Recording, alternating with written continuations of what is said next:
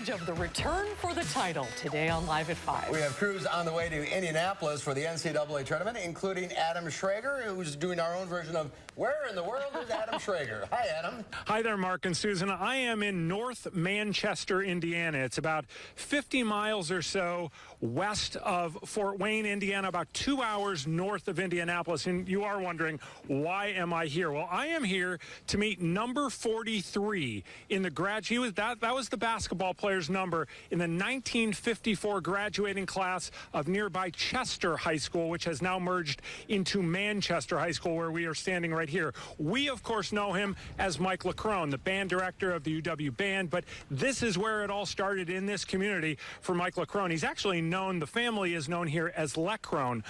In fact, we met with his younger sister, who's 2 years younger. She told us to this day she can't stand listening to jazz music because he just played it over and over and over again when they shared a house together, a three-bedroom house in this community. And that is one of the first stops that we made on our trip down to Indianapolis, was to understand the roots of Mike Leckrone, however you wish to pronounce it.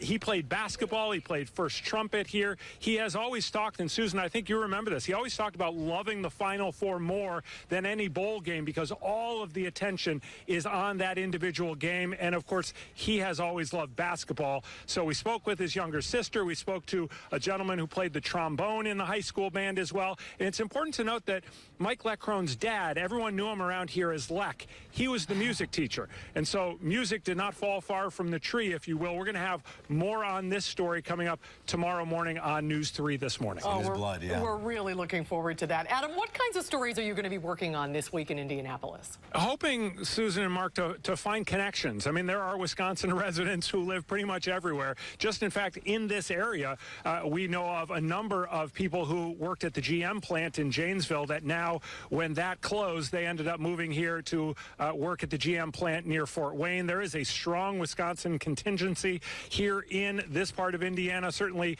when we go a couple hours south in Indiana, we're expecting to find that as well. We're going to connect with the folks at the National Future Farmers of America headquarters. There's some Wisconsin ties there. We're going to be just, trying to find the flavor and understanding the Wisconsin people who live here in Indiana right now and just how proud they are with the Final Four coming to Indy. Have you been to Indianapolis before?